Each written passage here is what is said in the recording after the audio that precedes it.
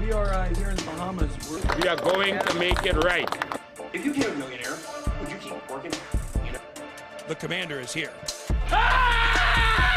What's going on right now is California's trying to figure out. Don't eat. Something got pop your butt. Yeah. Oh, I can.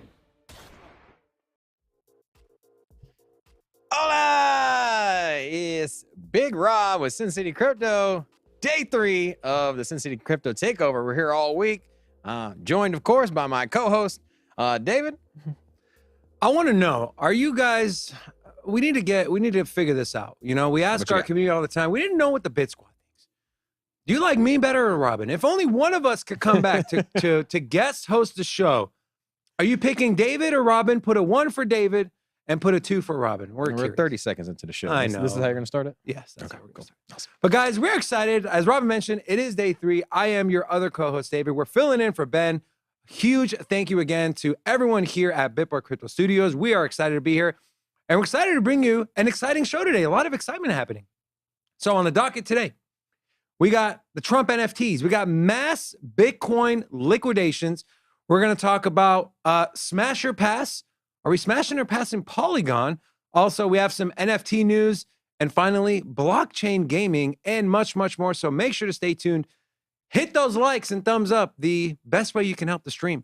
And so without further ado, I send it to you, Robin. Man, what a jam-packed day we had yesterday. We are going to cover a little bit of the congressional hearing with Gary Gensler. My man over there was on fire. He was taking some heat, answering the tough questions. I do have my own personal theories on perhaps some perjury. Hold up, man. I'm the conspiracy theory guy. Nah, You're going to take that away from me today? perhaps. You can't even spell aluminium. You be Aluminium? I'm just saying. Aluminum. Whatever. We're getting a lot of 3s, and 3s are either none of you or both of you. Okay, that is, please go back to Vegas is a 3. So. We love you guys. Hey, regardless, we still. All right, so we're going to go through the basic rundown here. We have the channel pulled up, the YouTube, the main one, 1.45 million subscribers. But I do want to say that we have our own channel here as well. Not quite as much as Ben, but we are in a close second place, 8,000 subscribers. So if you guys haven't, if you want more Sin City Crypto, you haven't subscribed yet, go check us out. And then we do have also the Catching Up to Crypto book, which we had the book signing in Las Vegas about a month ago, where we got to talk to Ben about the book. So go pick that up as well. And then I'll send it over to you for the Market Watch. Also, before we get into that, make sure if you do buy the book and you read it, make sure to leave a review. It really helps push that product up to the top of whatever platform people buy it on. If Amazon or whatever knows you like it, then they'll recommend it to other people. All right, Market Watch. Bitcoin has dumped. Bitcoin has dumped. No, Damn it. we're not back in the bear market. At least I don't think we are. But before we get into any specifics, we're going to talk about overall crypto market cap, $1.23 trillion. Volume is up. It was at about, it was sub 40 billion on Monday. We got up to mid 40s yesterday, and today we're up to $56.8 billion. As mentioned in the title and thumbnail of this video, $250 million of liquidations Where has that money been liquidated from? We're going to talk about that here very shortly. But Bitcoin dominance, 46.1%, ETH dominance, 19.3%. So not much has changed there. And speaking of Bitcoin, down 3.2% over the last 24 hours at $29,236. We'll get into the charts in a little bit here with Kelly from the BitLab Academy. He'll be joining us live to do some charts. ETH, I actually scooped up some ETH this morning. I bought some at 1977. Do you think anything sub 2,000 on ETH is a good pickup in your opinion? In the long term, absolutely. Now, you could say that 2,000 has obviously a psychological number, but could be a new resistance if Bitcoin were to hypothetically stay under 30,000. Let's just say we traded between 25 and 30,000 once again in the similar way that we did about 2-3 weeks ago. And if we are in that zone, I'm pretty sure that 2,000 is going to be a very, very strong level of resistance. So with that said, you're at the top end of that. So if I was going to pick up Ethereum, I'd probably wait until we get Bitcoin over 30,000, stays above there for at least 3 or 4 days. And then from there, you should see Ethereum rally and cross over the $2,000 mark. And who knows? We know yesterday with Forrest, we were talking about some price targets, $2,400, $2,500 Ethereum is on the table in the short term. So that's the way I look at it. I'd wait for Bitcoin to cross above 30 and stay above there before I would start piling into Ethereum at this moment. But if you're in the HODL long-term mentality, $2,000 is a great value. I do think in the next bull market, $10,000 Ethereum is a conservative number for me. I was going to ask you, is that low end or high? Yeah, it's a conservative number. So now we have a big, huge move from Tether going back to the chart, up 0.02%, which is more than what your bank is paying you to keep money in your savings account. So let that sink in. BNB down 4.44% over the last 24 hours. XRP under 50 cents. Of course, we don't go a show here at BitBoy Crypto without talking about XRP. And we're going to cover some news about what was said in that hearing yesterday and why that might be a positive for XRP. So make sure to stay tuned for that. What, you mean JavaScript coin? Say what? JavaScript coin? No. Oh. What? Man, you are you hating? Would you do this if Ben was here? That's what I want to know. When Do it all the the time. commander is in studio, are you still against XRP, BJ? Not against it. I'm just saying it's JavaScript coin. Wow. I'm sure the community is going to have fun with that one. ADA, 42 cents. I've always said this about Cardano. Cardano, in my opinion, is an extremely solid project. They went down the road of we're going to take our time, test, retest, make sure everything's okay. We want it to be perfect, and then let it launch. Testnet, peer-reviewed, so on and so forth. If you're looking for something to add to your portfolio that's going to make you a lot of money really fast, Cardano is not the coin. But if you're looking for something and your time horizon is more long-term, more like 5+ years, in my opinion, of course, it's not financial advice, I think Cardano is an immensely great project to invest in. What they're doing, the team behind it, the developer activity, NFTs, everything is booming on Cardano now, and price just has to catch up. a lot of the narratives between Ethereum pre-2020 bull run and Cardano seem to be pretty comparable. You have, hey, we're building out this network. Hey, we have smart contracts coming. There was a large community, a lot of talks of, hey, this is what we're going to do in the future. Not quite here yet. Everything's taken a while to build out.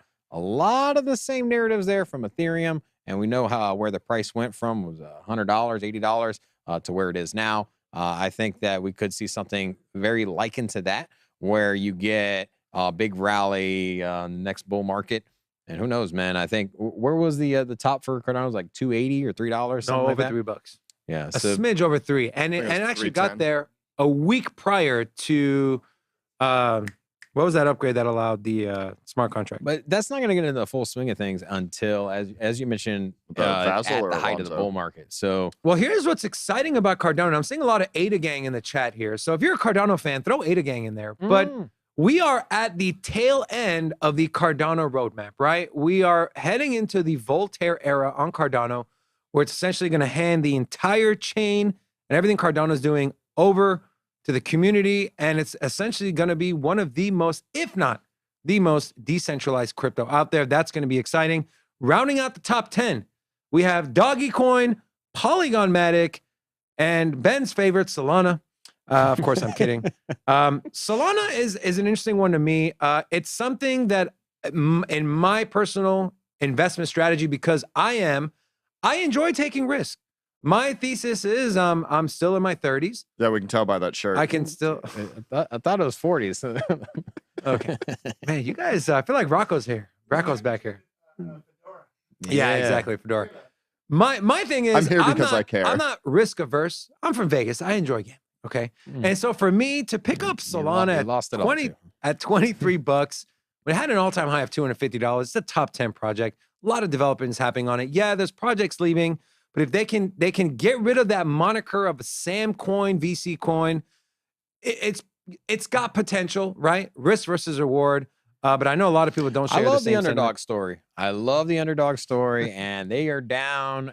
They were once at the top of their game, and so, yeah, man, I think if there's a resurgence of Solana, which I am personally betting on, I think that they will. I think they'll surprise. Also, one people. of the potential, like, it's either that, what Polygon or Avalanche, like Rust is an awesome protocol and programming language. So it's like that's the one thing Solana does potentially have for them. Yeah. With scaling and security.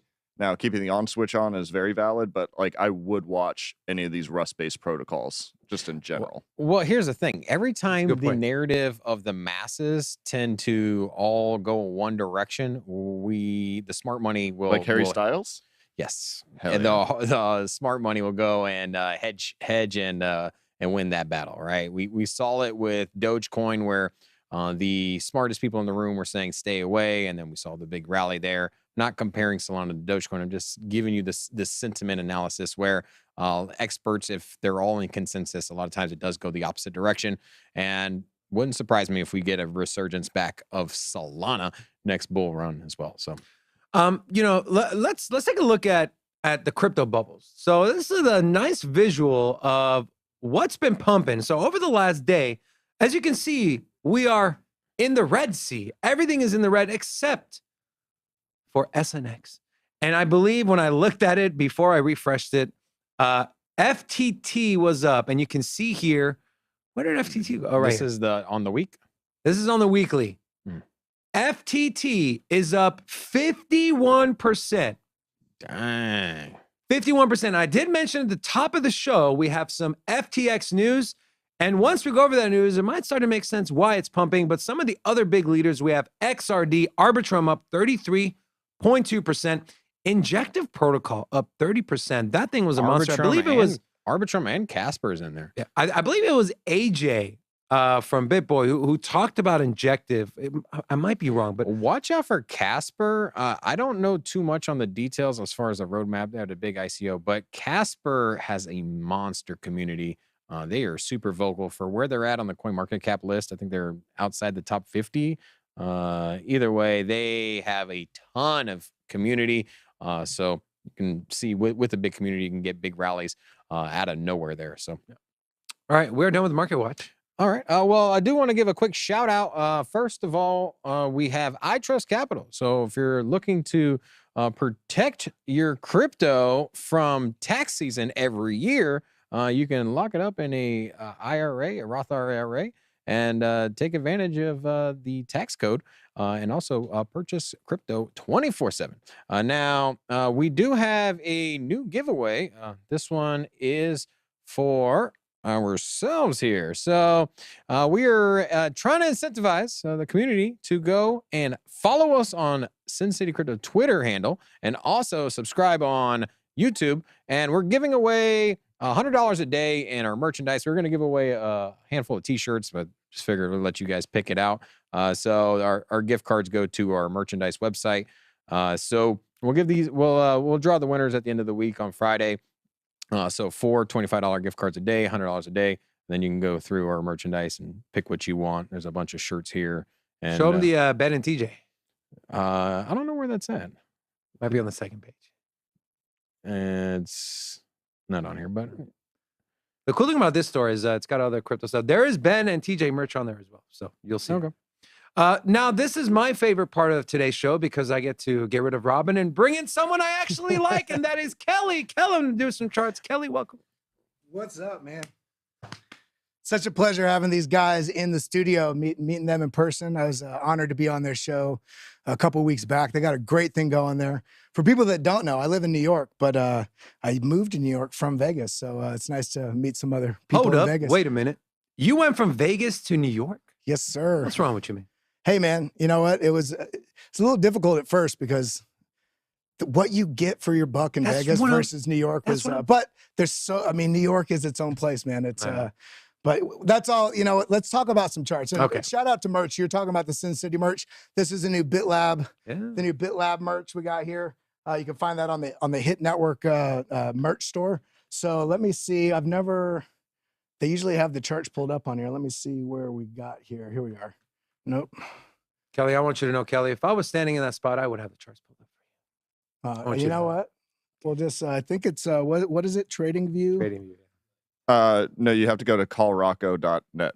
Oh, bam. If you haven't seen Blockchain Basement this week, you won't know what BJ is talking about, but BJ's a little sour at me.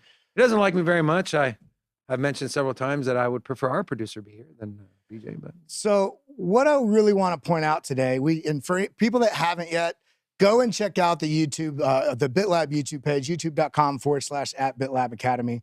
But one of the things I really want to point out here is the fact that the markets are going to be, especially when we exit a form of accumulation, which if we zoom out here and look at this, look at these charts, I'm going to go ahead and delete this, clean up these charts a little bit. Now, man, other people's charts are, it's like being in somebody that must be else's. AJ's chart, right? What's that? No, this was, I just trying that to has to be AJ's chart. This is a BitLab indicator. Okay, so here we go. Okay. Looking at always, okay, no matter how many times you do it, you want to make sure you always get a macro view on what's going on in the market, at least once a week, it's minimum. And we have to remember that where we're at right now on these charts, we had this massive sort of capitulation here when FTX collapsed.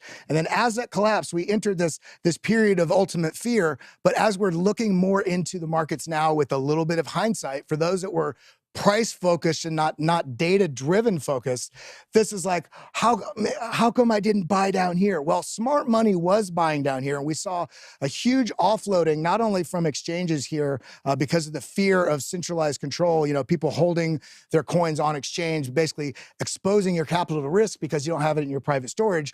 But not only did that happen, once we had a sideways consolidation here, we saw long-term holders predominantly buying here, and the funny thing is, for them to buy, you have to remember, for smart money to buy, dumb money, and all of us have been dumb money, and sometimes far too regularly, but this channel right here, BitBoy Crypto, BitLab Academy, Frankie Candles, Sin City Crypto, our whole purpose is to help all of you and ourselves not be dumb money as much as possible. And the more you're held hostage by your emotions and fear, the more you're going to donate your capital to somebody else to buy a better boat, to buy new rims for their car, to buy a new house. And so when we get back to these charts here and we're looking at metrics rather than price, the on-chain metrics were showing that this was long-term holders buying at these levels, AKA great distinction for you if you are in fear. Or is smart money buying? Well, maybe I can look at some patterns. Maybe I can look at some stuff and see if I should buy.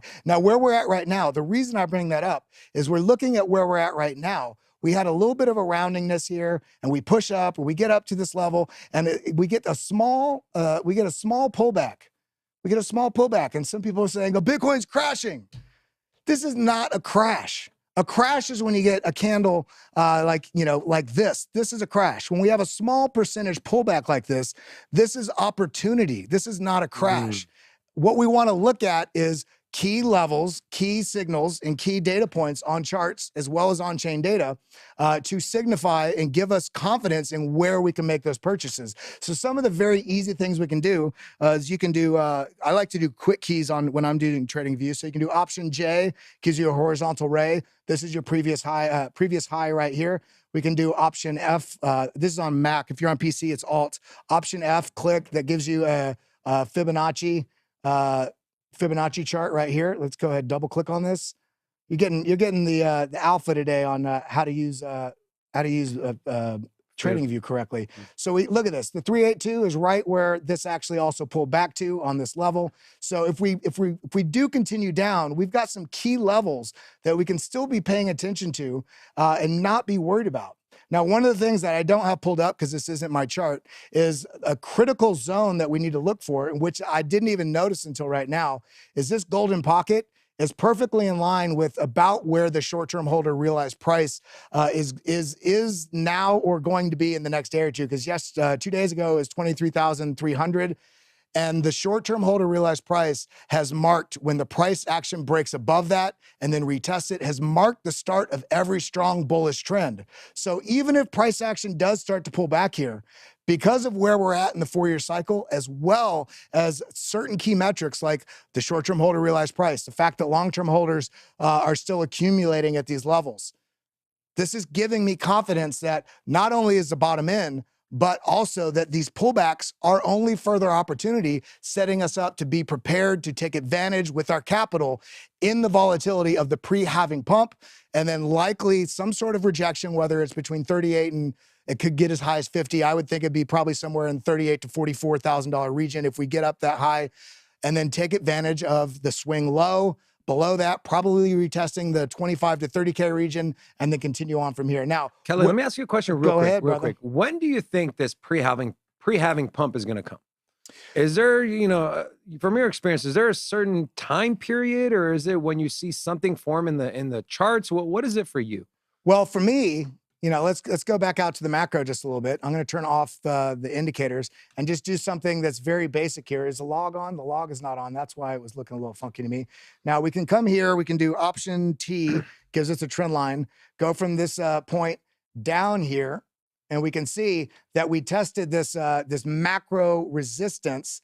We broke out and have tested this twice. This, to me, because we've tested this twice and broken and confirmed this new higher high, then I'm already of the impression that the pre-halving pump is underway. I think we're going to have some choppiness, but I think I wasn't able to watch the beginning of the show because we were still streaming the BitLab show right up until y'all start.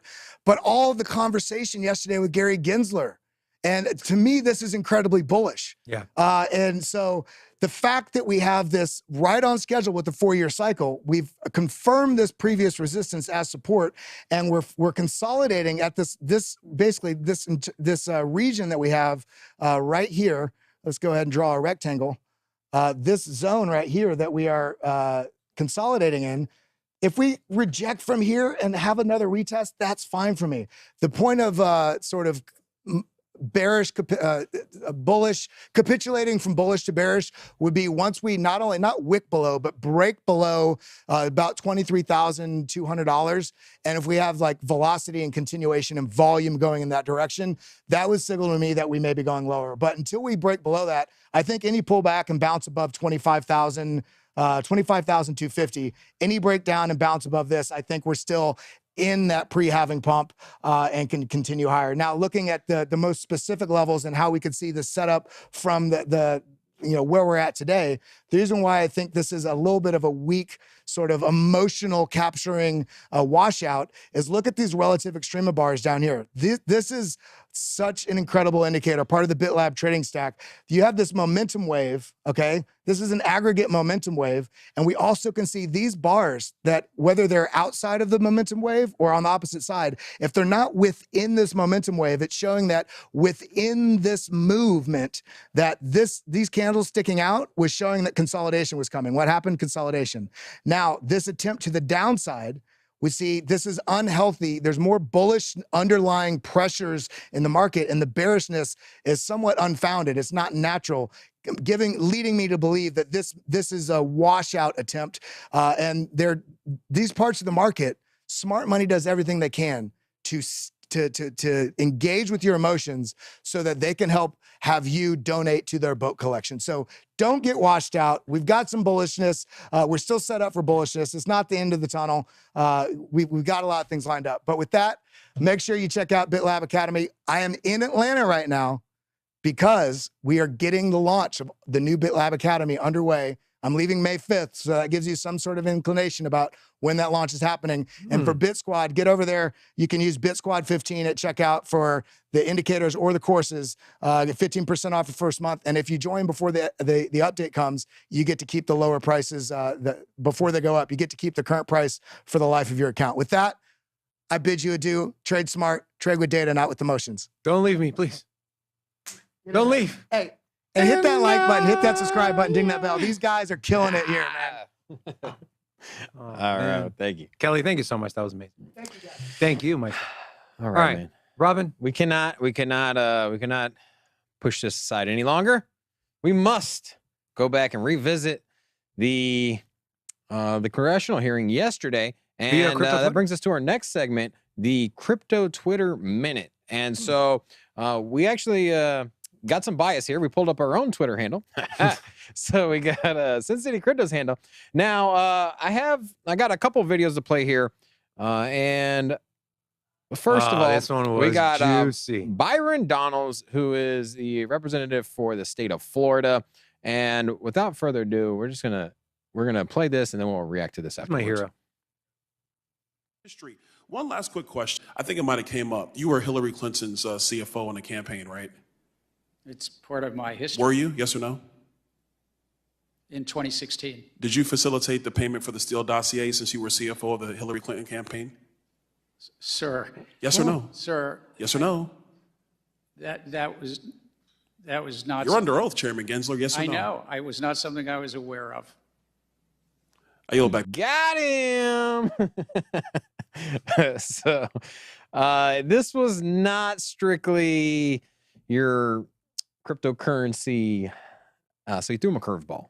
And obviously, Gary Gensler has a history when it comes to the email situation with Hillary Clinton in the past.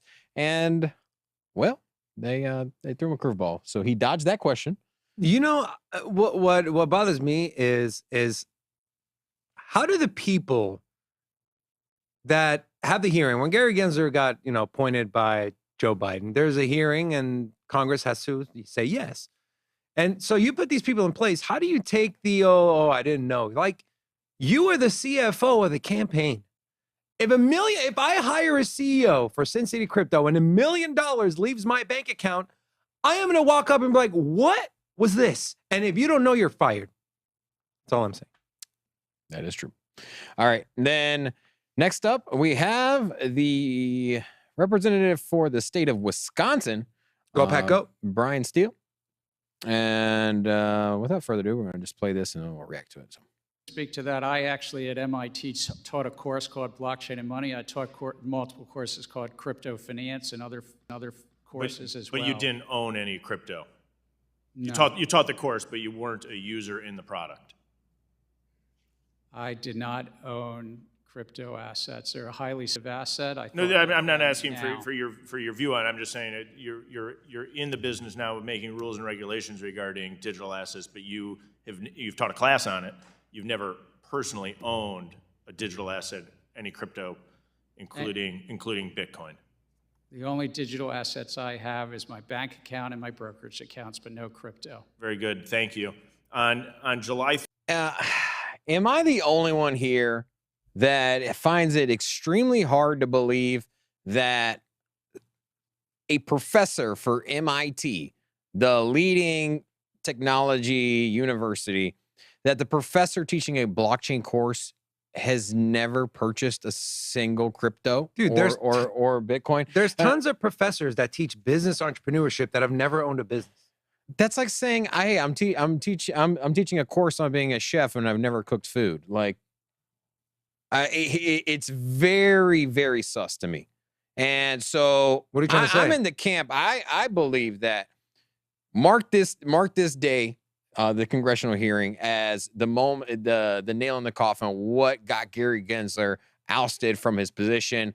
Because we know what's on the blockchain is immutable and they're forever and stamped into the ledger. And if there was one transaction by Gary Gensler where he decided to purchase crypto, and if you're teaching a damn class at MIT on how to operate, how crypto operates, how it integrates into finance, blockchain technology, he didn't teach just one course. He taught multiple courses, and yet you're sitting here trying to preach that preach crypto technology. Are you trying to say Gary I'm trying to Gensler say committed that the perjury? dude, he bought crypto.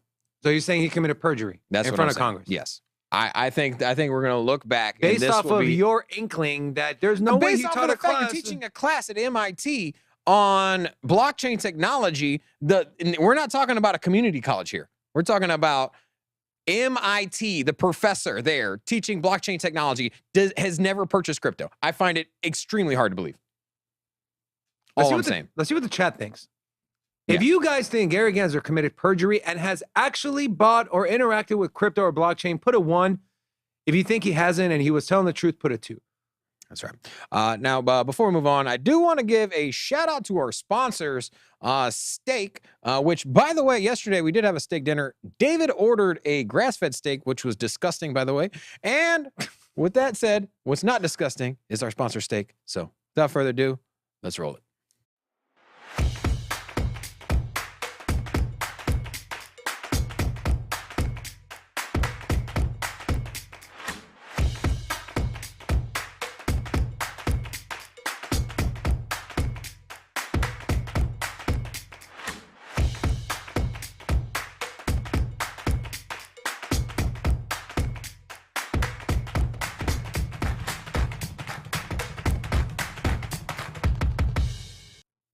You know, BitBoy Crypto, Sin City Crypto, we're in the field of educating, right? We're not financial advisors, say it all the time. So we're in the field of educating, and we want you to have the same resources we have.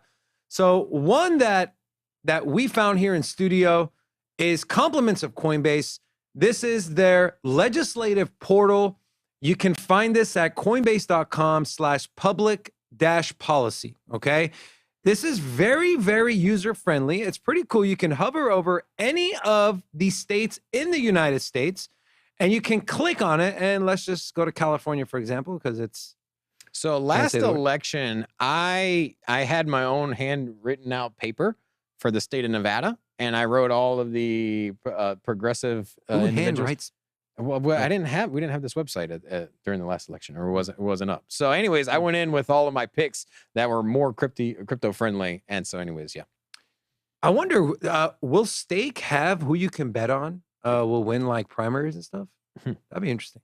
I know Vegas does. Anyways, you can go down here, and this is pretty cool. So, for example, here, let's take Rokana, for example. Democrat, member of the Blockchain Caucus, District 17, crypto sentiment is rated as positive. You can click learn more and go down here and see why they gave him that label, right? Here's one example, notable statements where he said about crypto, agreed we need well-crafted regulation to ensure that people pay their fair share of taxes from crypto without crushing this new technology. If we scroll down to the other end of the spectrum, the most negative, I hate this guy. I'm sorry, guys. And you know, my mom always said, you know, don't hate people.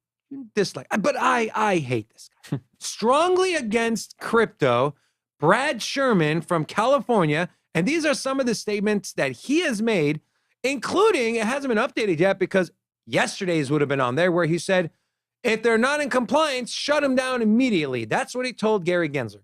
And so this is a great resource for you guys to use, whatever state you're in. Just click on it, take a look at the representatives, and then when you go to the ballot, if it's something you care about, you can use it to vote. All right, let's move on to headlines. Now, the biggest piece of news that we're talking about today, over $250 million in liquidations as Bitcoin and ETH slip. We did talk about that as well, where Bitcoin was down to 29.2, which is still sitting there right now. Bitcoin's price dropped over 4.5% Wednesday morning in the space of a few hours, reaching new weekly lows of $29,158. Total market cap of all crypto fell at a similar pace, dropping by 3.7% over the same time span. But this is the interesting part right here. Well, before I get to that, let's take a look at liquidations. This is something I use on our show all the time. This is from CoinGlass at coinglass.com. So you can see over the last 24 hours, $241 million of crypto has been liquidated, with a vast majority of that coming over the last 12 hours. Now, if we take a look here, it has everything broken down. ETH is leading the charge at $60 million over the last 24 hours, followed by Bitcoin, Doge, XRP, and Arbitrum. And you can see here over the last 24 hours, more than 86% of all liquidations have been longs, with a vast majority, of course, coming from Binance. Now, going back, something interesting. Well, you might be saying, well, why? Why is it dumping? Well, this next part might give us an answer as to why. On April 14th, the U.S. Federal Reserve leaned toward another 25 basis point hike in this upcoming May policy rate meeting, strengthening the dollar and putting pressure on gold and Bitcoin. So we go to the CME probability of a Fed rate hike, and this has been on the money pretty much over the last year and a half. 84% are predicting another 25 basis point rate hike.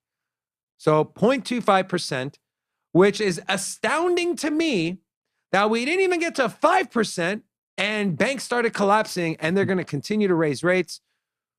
I know your stance, Robin, on you don't go against the CME, but is there any way the Fed can continue to raise rates without banks running? The CME, they've been spot on when it goes up into the day until the next Fed meeting. However, it does vary quite often. We've seen it flip where the CME is forecasting that you'll get one rate hike and then a week later it is reversed.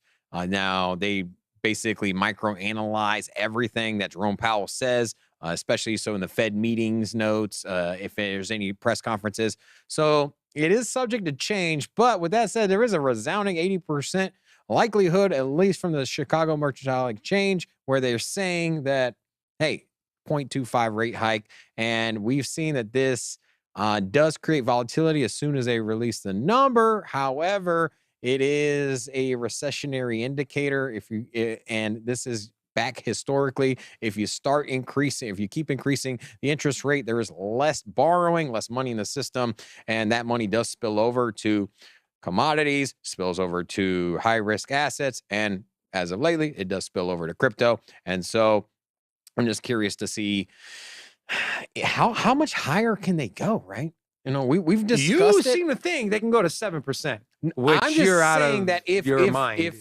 But here's the premise behind 7%. I don't think they will actually get to 7%. However, with their mentality that inflation has to come down to 2 to 3%, if that's where we're at, like that is a target range, and without reaching those numbers, they're going to keep raising interest rates. I just don't see, with unemployment being where it is, where consumer spending and the inflation supply chain, the prices of houses are not going to dramatically drop to the levels that they were in 2019. And so I think inflation is going to hold steady where it is. And I'm going to be hard pressed to find it under 3% within the next 6 months. I don't know. I mean, do you think otherwise? I've said anything like 6% for me is the absolute max. And for anyone thinking that we're going to see a Paul Volcker style rate hike, it is literally not possible. The entire economy would crumble. We would go on a default. We're already at the limit, right? We're already at the limit. We're spending close to $1 trillion a year in interest payments to the money we owe to China and everyone else. And you guys got to remember, as the federal fund rate increases, so does the money we pay for treasuries, for debt, for paying back the debt that we already have, for paying for new debt. And so it's just not possible. And I understand that you have to have federal funds rate higher than inflation, but at some point, like, you're going to have to pick. You're going to have to decide. Let inflation stay hot for a little longer or completely decimate the economy. We're seeing the M2 money. I was looking for a chart. I couldn't find one. Well, here's the thing. Hold on. Let me make this point real quick. We're seeing the M2 money supply start to decrease. And we haven't seen that in a very long time. Last time that happened, we went into a depression. Let that sink in. Go ahead. Well, if you do keep increasing the interest rate and the system were to break, as we had mentioned, where the banking infrastructure collapses, it doesn't have to happen here in the States. This could happen internationally and then spill over to the United States. And if that were to happen, we saw where the money went when the SVB bank and the banking fiasco started just last month. We saw that giant rally in Bitcoin. It was a 1-for-1. SVB went under, money left, went straight into Bitcoin. Out of the fears of uncertainty, what's going to happen with your finances and your purchasing power, your savings account. And you know what? Bitcoin was built for this. It came out of the ashes of 2008. That's when the white paper was written. And it's no surprise that it had a pump at the same time that the banks went under. And so if they keep ratcheting up these interest rates and something were to break fundamentally when it comes to the banking system, I would expect a gigantic rally in Bitcoin and other cryptocurrencies, but particularly Bitcoin. So, yeah. So, word by Bitcoin. Let's move on. Ethereum fees spike as bots spend millions to front run punters of highly touted Pepe and Chad coins, an entity connected to a wallet named Jared from Subway. Why did I gotta bring that man into this, man? I thought we forgot about this dude. He's in jail, right? I hope so. We forgot about it's been like what 15, 20 years since this clown was.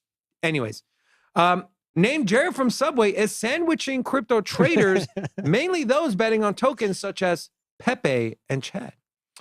Sandwich bots are front-running punters of newly issued tokens such as Pepe and Chad, which are meme coins with no intrinsic value. They had to put that in there. Thanks, CoinDesk. A sandwich attack, which traps a user's transaction between two transactions, which is then further manipulated to gain profits. This is done by front-running the victim's trade by buying the same asset and then selling tokens to the victim in the same trade at slightly higher prices. Sandwich attackers aren't typically a form of exploit, but are looked upon in crypto circles as a type of predatory behavior, which skims value from users, leads to a spike in gas fees, and doesn't benefit either the network or the user. Let me tell you guys something. Wait, are we talking about the current administration? This happens every single day in the traditional stock market via high frequency trading. You have bots that come in and you go to buy Apple stock for $205.10. They scoop it up at $205.10. And next thing you know, you bought it at $205.12. Now, that might not seem like a lot of money, 2 pennies, but multiply that by millions. And that is what's happening, but in the crypto space.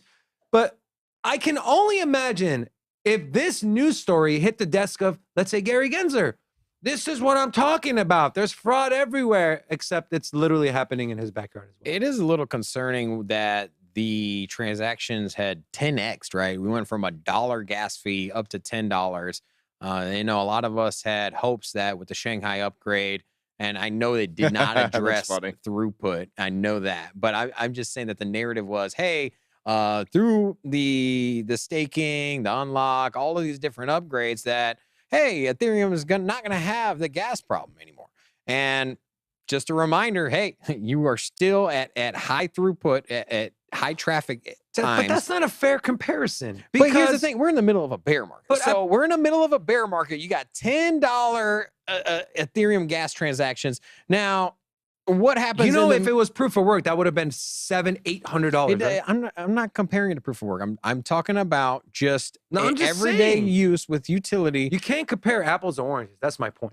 You can't compare. Well, is it an apple or is it an orange? Whichever one it is. It's a grapefruit. It's a grapefruit. Okay, there's other grapefruits out there. There's other proof of stake protocol layer ones that can facilitate the transaction. We saw the rise of the Binance Smart Chain as a go-to option to alleviate gas fees. Stop it. You wanted to transact in a decentralized way. That is direct correlation. You had $200 transaction fees on Ethereum's network in 2020 rise. And so what happened? We saw the community say, so why hasn't Binance surpassed Ethereum then? Because now that the transaction throughput volume it's has always went been down, like that, though. No, but nothing now, has even come close to Ethereum. But now that you're getting transactions on Ethereum that are less than $1, that are at $1, people are more ready and willing to use Ethereum and don't want to go to Binance Smart Chain. But if this were to scale in the same way it did before, if all of a sudden we're back to $200 transaction fees on Ethereum, they're going to go elsewhere. And we're in the middle of a bear market. You got $10 transaction fees.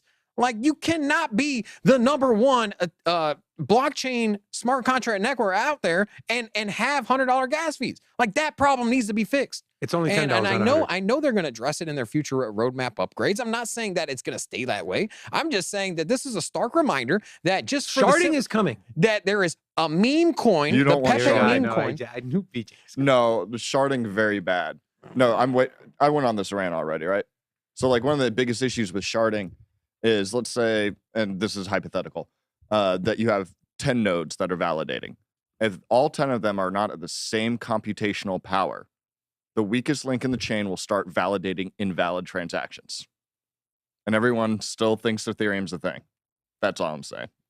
Hold up. So are you? I'm just in I just want to remind you that the Pepe meme coin has 10x the gas fee. That's all I'm saying.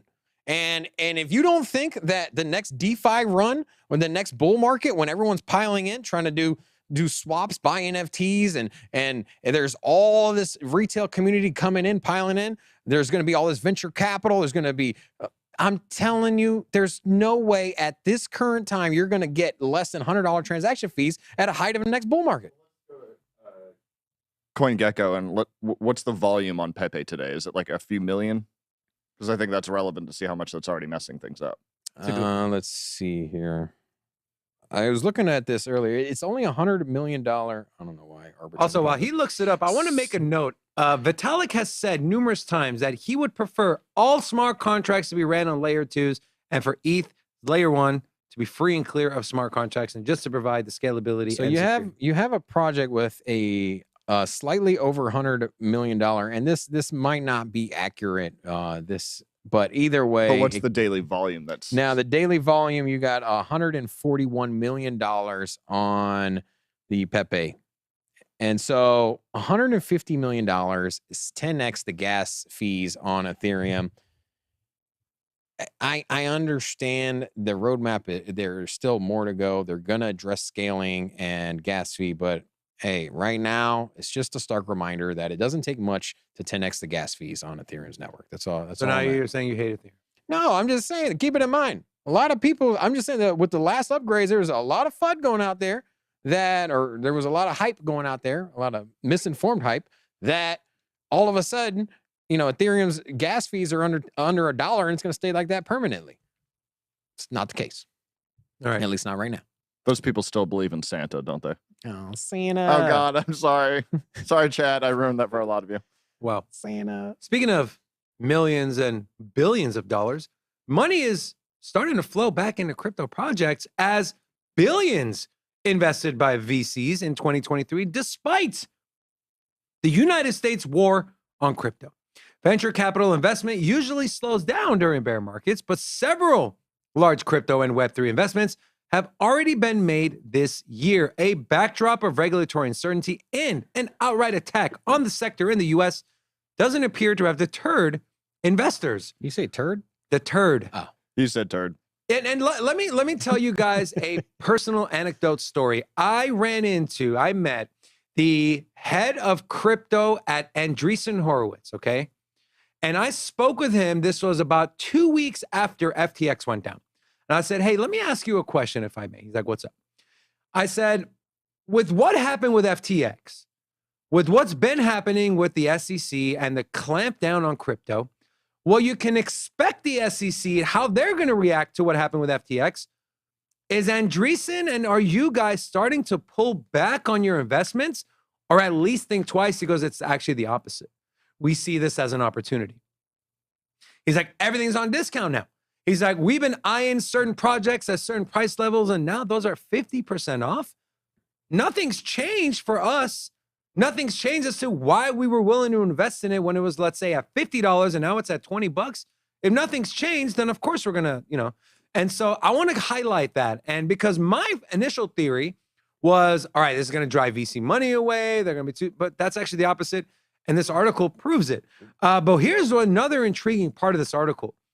The DeFi investor highlighted some of the fundraisers in the crypto and Web3 sector so far in 2023. We know DeFi has led the way, and we also know that gaming has led the way. And I actually talked about this yesterday, and I want to get your take on it, Robin. DeFi or gaming, what is going to push the next crypto bull market? Oh, it's definitely DeFi. This is the thing. Crypto Aren't was you a gamer? built. I am a gamer and I love gaming. Yeah, but, have you played crypto games? Yeah, they're terrible. They're The absolutely only good one is Gods Unchained, which All actually they did a phenomenal job with. Everyone always wants to compare the potential market cap and the potential upside of gaming to top 3 gaming franchises out there that is pretty much just a kid sitting on a couch taking mom's credit card buying a bunch of skins. Those kids are not going to be playing around in Web3. I'm sorry. They're not going to be buying crypto assets on any of these layer 1 blockchains. Not going to happen. Now, there will be a surge of new projects, new Web3 gaming. It's going to account for a big part of the crypto market cap and growth. However, it's going to dwarf in comparison to DeFi. DeFi was the reason that crypto was created. Bitcoin's white paper was a peer-to-peer decentralized network, which is DeFi. And so my conclusion here is, first of all, don't listen to the FUD.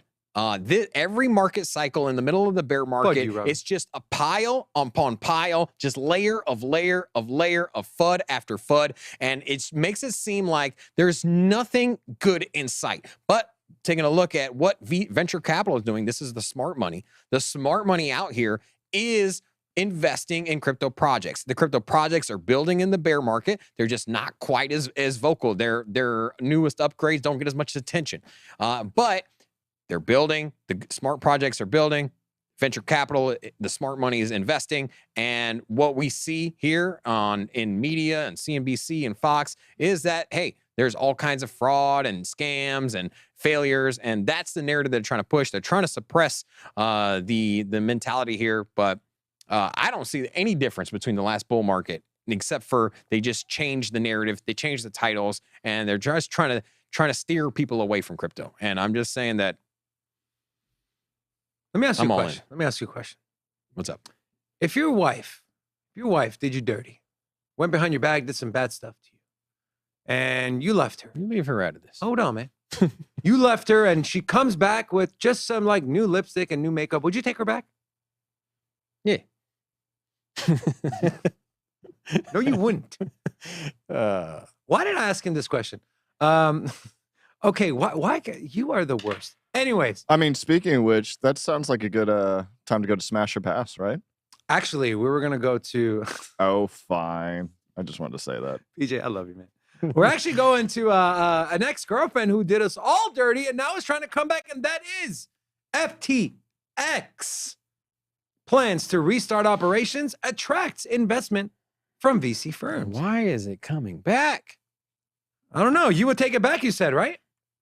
That's what you said. Baby, come You're back. going to put money back on FTX. That's literally what you just nice said. AI PJ, interface. did he not say he would literally put money back on FTX? They did have a nice AI interface, favorable for the traders. And wow. Chad, what do you guys think about this statement? I hope you're as outraged as I am. All right. So this article talks about within 6 months of filing for bankruptcy in November of last year, crypto exchange FTX is now looking to restart its operations. Interestingly, FTX has also started receiving bid applications from VC firms, one of them being Tribe Capital, and they are now looking to make fresh investments in FTX amid plans of reopening. I wonder if Kevin O'Leary is part of that investment. When this first broke out, I thought it was a joke, man. I thought it was just kind of like a rumor mill, some journalist trying to get some clickbait. Hell no, it's real. This is real, man. This is real. Why is Hold it on, it coming gets back? better. It gets better. Arjun Sethi, the co-founder of Tribe, met with FTX's committee of unsecured creditors earlier this year in January 2023 to discuss an informal proposal, and they are expecting $250 million in funds being raised. And that is what they're expecting them to need to reopen the exchange. And last week, FTX's lead attorney stated that they are working on plans to reopen the exchange.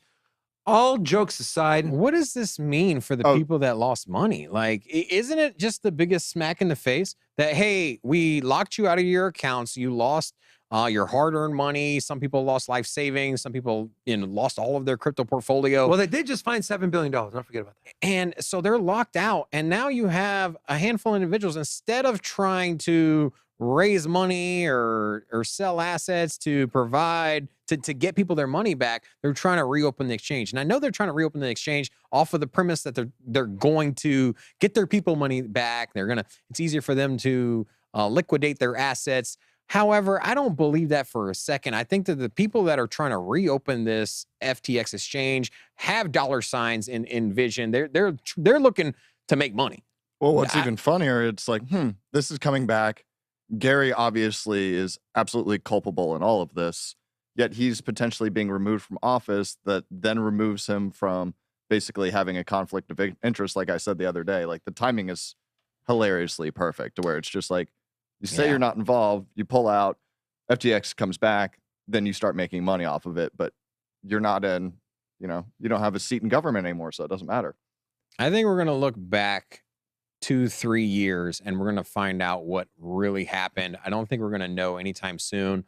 I think there's a lot of people that are going to make a ton of money, and it's not the original FTX people. There's new players at the helm. John Ray and all of his little goons there, the traditional money, they're going to reopen that exchange, make a ton of profit, and I will still be surprised. Even if they make a ton of profit, they reopen it, they're in the green. I'll still be surprised if everybody gets their money back. Okay, but at least, do you think all the users, you think if they reopen, look, will all the users get their money back? I'm not a lawyer. I'm not a judge. I don't know how these bankruptcy things work, but I'm assuming a judge would have to approve a restart of the exchange.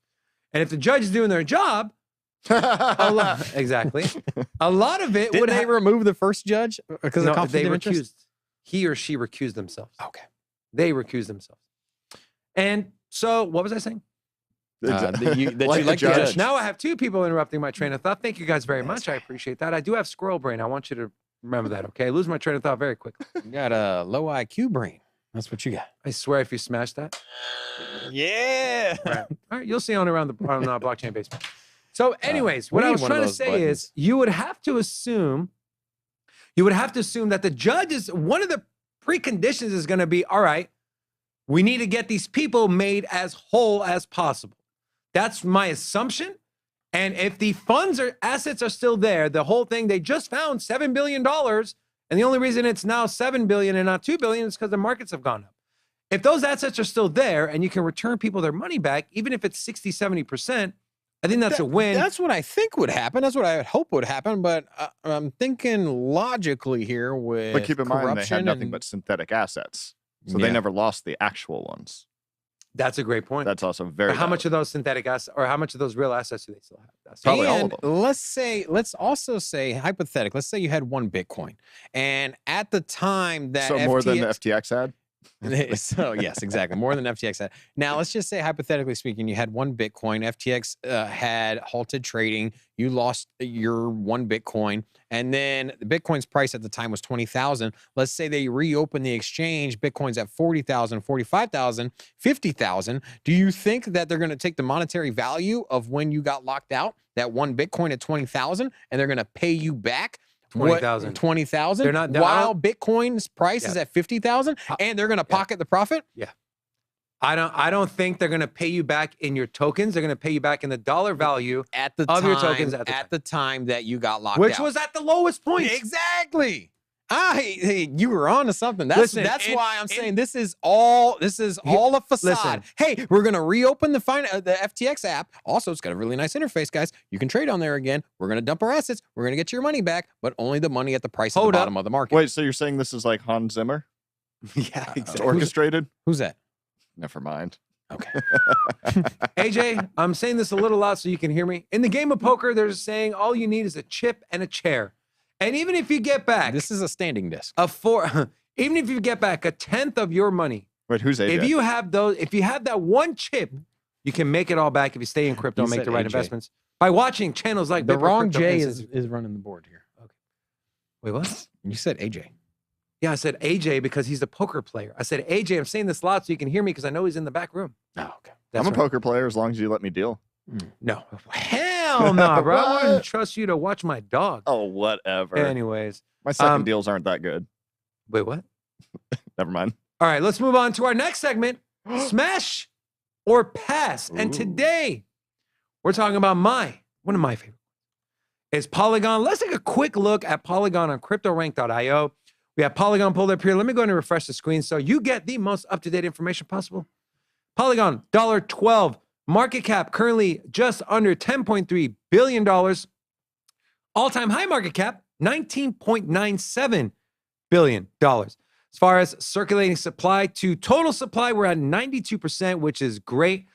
I think for me, and I believe I can speak for Robin as well, 80% is our number. We want to be 80 or above circulating to total supply ratio to not have to necessarily worry about token inflation. And they had one token sale raise $5 million. They have longevity behind them, been around since 2019. They are currently up 47% in the Q1 of this year, and one of the few cryptos that rallied massively in Q3 of last year. Wait, what website is this? This is CryptoRank.io. This is my favorite website when I'm doing research. You can do token sale, arbitrage, historical data, news. This is the dopest website. I use it. Feel free to use it as well, guys, if you're watching. So, Robin, Polygon, smash or pass? And I swear to God. I will mute your mic, Rob. I am going to pass on Polygon. I have to. Now, something happened to your mic. Oh, it got muted. This is on a 2 to 3 year time horizon, please, okay? I'm looking to make money in the next bull market. I'm trying to position myself at the depths of the bear market and identify projects that have a lot of room to run. Polygon is less than a 2x away from its all-time high on market cap. And so a 2x is to get back to all-time high, essentially.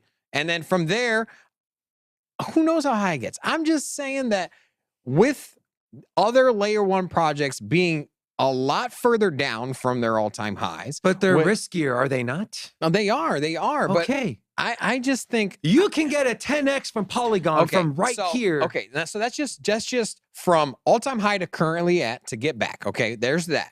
Also, there is a huge influx of scaling solutions, layer twos, and other protocols that are going to cannibalize. Polygon has. They don't have the. There's going to be other projects that are going to cannibalize the market share that Polygon currently has. That's what they've saying about ETH forever. They've been saying that about layer ones and ETH forever.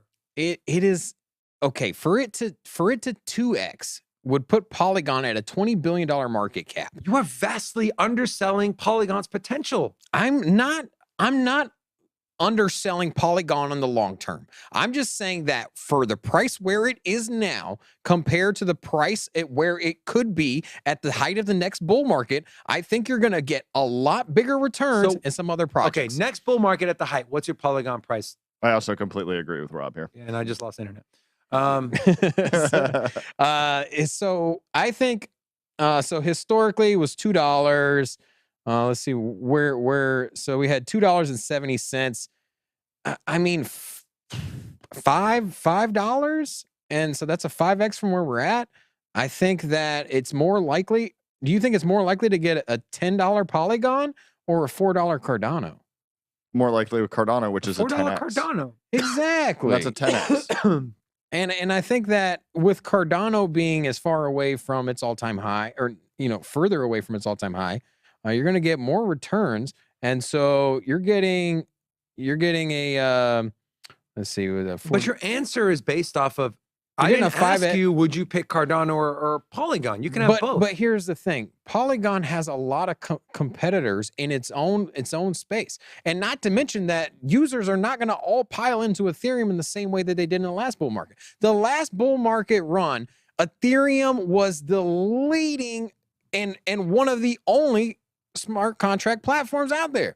Now, as we moved on and as 2021 came out, 2022 came out, there was a host of layer ones, but they had entered the game a little later. And that's why going into the next bull market, you're going to have 10, 20, 30 different layer one protocols. They are all 100% operational and not just theoretical that are going to be vying for utility. And then on top of that, you got the base layer, and then you got layer twos. And the layer twos are so oversaturated on Ethereum, which is a good thing because it needs a scaling solution. Layer ones are oversaturated too. I mean, not really. That's why I was saying its last bull run was that of Ethereum and its alts. This one is going to be whatever the next layer 1 is. Obviously, I have confirmational bias and would say that that's going to be Cardano. But to look at Cardano and a lot of the alts or whatever other layer 1 you think will be the dominant one. But Ethereum had its heyday. It's basically triaging as much as possible right now. A lot of people can live in their fantasy world that they think that's going to keep going. You had it massively centralized with what everyone, the proof of stake was a massive centralization event. You have so much VC control of that chain. If you care about decentralization, that is not a chain that you would be in my opinion. Not saying I'm correct, though. You do bring up one point that kind of rubbed me the wrong way, where we saw that 60% of nodes were complying with OFAC sanctions. That is the one thing that I was not happy about. But you're not going to, not yet, you're not going to tell me that ETH will not be the number one by 5-fold layer 1 of the next bull. I believe in Polygon long term. If I'm outside the 3-year time horizon, I'm definitely going to be hodling that into my portfolio. I am going to be buying that in the hodl mentality. But if looking at just gains from bear market to bull market top, there's going to be, Polygon's already run up, man. Polygon is outperforming the competition in the bear market. It's in the name. Yeah. It's gone. There you go. That was terrible. So I'll see let me myself guess, out. you're smashing it? I'm smashing that all day long, baby. Wow. I want to know what the chat is doing. Are you guys smashing or passing on Polygon Matic? Put it in the chat. Let us know. And we are moving on to the next segment of our show, NFT Corner. I was going to say something funny afterwards, but it didn't come to me fast enough. So, Donald. I mean, sometimes it's good not to come fast. Thank you so much for that. I got you. DJ, appreciate it. Babe, if you're watching. Donald Trump's second NFT collection sells out within hours. This is sourced from AMB Crypto. So if you remember, Donald Trump already had one. Well, now he's got two because one wasn't enough. Former U.S. President Donald J. Trump's second NFT collection has sold out in record time. The Trump-themed Series 2 of the Trump digital trading cards, which were released on 18th of April, which is yesterday, raked in millions of dollars for the former president.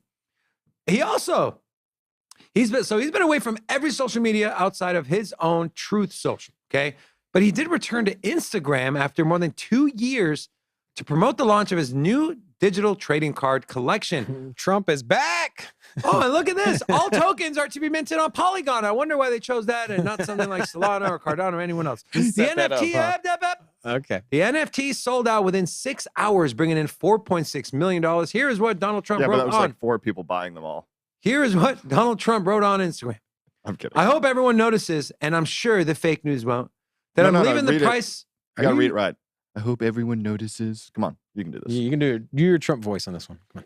I hope everyone notices, I'm sure the fake news won't, that I'm leaving the price of trading cards the same as last time, even though they are selling for many times more. It's called the market. And sold out almost immediately. It was great. It was great. Because I want my fans and supporters to make money and have fun doing it. You sound like a 35-year-old Stewie. It was huge. I do. Stewie was my favorite on. That was good though. Oh man. You should have seen Smash my like Michael button for that Saylor. alone. All right, real quick. I know you're going to keep reading, but just a quick interjection. Is Donald Trump, if he is asked questions on crypto and blockchain at his primary, do you think he's going to answer those questions in a favorable crypto manner? He has to. Because he hasn't in the past. historically, he's been against Bitcoin. Yeah. He's been against crypto.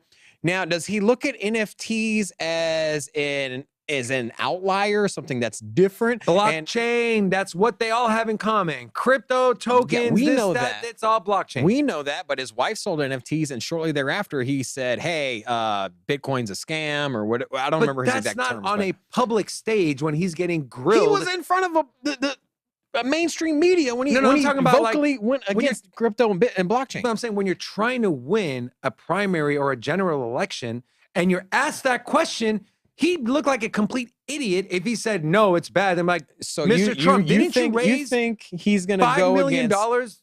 through blockchain? What are you talking So about? do you think he personally believes in crypto? Probably not. Okay. He And believes you in think money. he's going to go out on stage and get asked a question about the banking system, traditional finance, and how crypto is disrupting it, and you think he's going to say, hold on, Bitcoin is the new emerging technology. I doubt it. No, man. he's not. But he's not going to be like Bitcoin is a threat and what we see from Gary Gensler and your favorite Brad Sherman. Sad. Definitely don't think He that. did. He came out and said it was a threat in the past. I'm In just the curious to past. see if he's flip-flopped his stance. That's all, because I don't know. I'm just curious. It's but here's some collateral damage here, as his V1, the original, the OG Trump cards went from Oh, it is went dropping. from, no, that's as- the best offer. Sorry, right here. Okay. 0.134. So this was up to 0.4, almost half an ETH. And since the release of V2, it's gone down to 0.13. So if you held the bag on your V1s, Donald Trump Okay, just if you dumped had on to pick one of those, there at the top, which one are you gonna go with? Cowboy hat for sure. Yeah. I mean, we are in Georgia. Georgia. All right. Let's move on to our next segment, which is blockchain gaming. So, Rob, this is right up your alley, yeah? So, first piece of news we're talking about: Merit Circle DAO announces gaming subnet dubbed Beam in a partnership with Avalanche. I am a huge Avalanche fan. I love Avalanche. By the way, if you want to know why I am so bullish on Avalanche, go watch the second to last video we just posted on our YouTube channel. Merit Circle DAO, which is a growing global digital community focused on developing futuristic gaming infrastructure, announced the launch of Beam, which is a gaming subnet on the Avalanche blockchain. The Merit Circle DAO developed the Beam subnet on the blockchain, Avalanche blockchain, with the sole purpose of catering to gamers and game developers. Already, the Beam network enjoys a vast global community with more than 60 partnered games, dozens of contributors, developers, tools, and investors. Several gaming projects have already launched on Beam. The Trial Extreme Gaming project, which has attracted more than 250 million downloads, is expected to launch on the Beam network. Is this more bullish for gaming, for Avalanche, for both, for neither? It's pretty bullish, man. Here's the thing. I think all layer ones are going to be integrating gaming. I've never really heard of Beam before, so I'm just curious to see. Their 250 million users are expecting to onboard is just a prediction. And so maybe something I watch a little closely. At the end of the day, just make a fun game. You make a fun game that I enjoy playing, I'm going to be more likely to invest in it myself personally, not investment advice, of course. But if the game is trash, you're only speculating on the price. It has no value. The value really comes from enjoying the game itself. You don't need to look any further than on your iOS and all the thousands and thousands of games that you can download, but the ones that are actually making money are the ones that are fun to play. Your Plants vs. Zombies, Candy Crush. The successful ones have kept the users hooked. And if you can't hook the user, you're not going to get in-game NFT sales or however they're monetizing. So, see this right here? Hook 'em horns, baby. If you're from Texas, put a 1 in the chat. You're a hook 'em horn right there? My dude in the back studio, hook 'em horn. I'm not from Texas. I don't know why. I just like that. It's really fun. Raiders. Now, our last segment is brought to you by channel sponsor Stake, and it is our XRP segment. Now, what do we got to talk about XRP? Well, here's what we got to talk about. These are the key takeaways for Ripple and XRP from the Gary Gensler hearing. The course of yesterday's congressional hearing of U.S. Securities and Exchange Commission Chairman Gary Gensler before the House Financial Services Committee can undoubtedly be seen as an indirect triumph for Ripple, XRP investors, and the entire crypto industry. Davidson, I was talking about Warren Davidson, the guy who is trying to pass legislation to get rid of Gary Gensler, who also reamed into him yesterday. It was he straight trolled him. Just- so real quick, just Mr. Davidson, Not even a word. he said, he came out, he said, did Elizabeth Warren That was the prepare your best. statement? And there were so many good parts. he dropped the That mic was right amazing. before Even you though picked it up. Warren is in the Senate, but anyways. Davidson asked the most important question of the day for the XRP community: is XRP a security? And of course, Gary didn't answer. He said that the question of whether XRP is security is currently in court and that there are active discussions on the issue. He said, quote, "We are in court and there are active discussions and litigation on that matter." This is what he responded. Now, fair notice defense of Ripple gets stronger. This is kind of interesting. Certainly a strong case for Ripple's fair notice defense was made by Chairman Patrick McHenry when he pestered SEC chairman with numerous follow-up questions to get him to make, to essentially say, is ETH a security or a commodity? This was the very first line of questioning. And Gary Gensler is the one where his hand was shaking. And I know he doesn't have Parkinson's, okay? So what this showed and what this kind of proves is that the fair notice defense states that no one should be forced to speculate on the meaning of laws. So if the chairman of the regulating body that is trying to put labels, security, commodity, you're getting a Wells notice, you're getting a lawsuit, if they can't even say something security, then that is beneficial to the fair notice argument that Ripple's okay, I see what you did there, which is kind of funny because the price of XRP took a massive hit. It lost all of the gains that it made just this month alone. Why are there so many XRP in like a haters 10-hour here, man? window? And I'm just a little confused on that. BJ, like what's going on, man? No, I'm saying that it should be a bullish scenario. Like, Okay. I wouldn't. Yeah, I'm not a I wouldn't hater. I expect just the state price to facts. dump. If Gary Gensler can't, if he's testifying under oath, gets asked, is XRP a security? He says, I don't want to comment on that. Like, you're taking them to court for being a security. You're literally in a lawsuit saying you're a security, and then you're testifying. Is it a security? Well, I got a better one. like- They just labeled Algorand that's as as good as security. it gets. That's as bullish as it gets, right? You're asking the guy, the head of the SEC, is XRP a security? His answer, not yes. His answer was not yes. You know what's funny is, I mean, that's about as bullish as it gets, right? is Patrick McHenry just nailed into it and said, you have spoken on it. You've said Bitcoin is a commodity. In your lawsuits, you have put security labels on tokens like Algorand, which, by the way, if you want to know more about that whole lawsuit and shenanigan, what it means for Algorand, we just posted a video this Question. morning. What? If you had to pick, if you said, hey, choose a side. Is XRP going to win this lawsuit, or is the SEC? Which side are you going to go? I also wanna ask XRP, dude. Yeah, I'm in the same camp. And here's the thing: I didn't always think that way, because the SEC is part of the government, being in a courtroom of their own peers. You know, I just thought that, hey, the XRP has a SEC has a track record of winning their cases in majority. So I was a little fearful. Someone I'm said telling it you. perfectly. The SEC won't let me be or let me be free. So I want to know let what me the chat see thinks. Gary Gensler. What? I want to know what the chat thinks. Put a 1 in the chat if you think XRP will win the lawsuit. Better Put see a ones. 2 in the chat if the odds are stacked against them and the SEC is just going to I better bully their see- way I in the same better way that see they have in ones. the past. So put a 1 if you're bullish and you think they're going to win. Put a 2 if you think the SEC will prevail. Rob, before we sign off, can we take a look at how many entries we have for our giveaway? And guys, if you don't know, we're doing a $300 giveaway in 12 gift cards. So there's going to be 12 winners.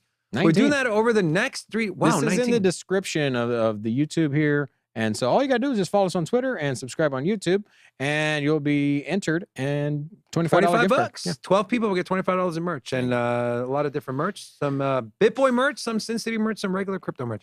That is all we have for the show today. It's a good To all one. of you watching, thank you so much for coming back for day 3 of us being here and hosting BitBoy Crypto. Yeah, 2 more days of us. 2 more days, and that's it. And then we're gone forever. We promise. Well, not forever, but for the time being.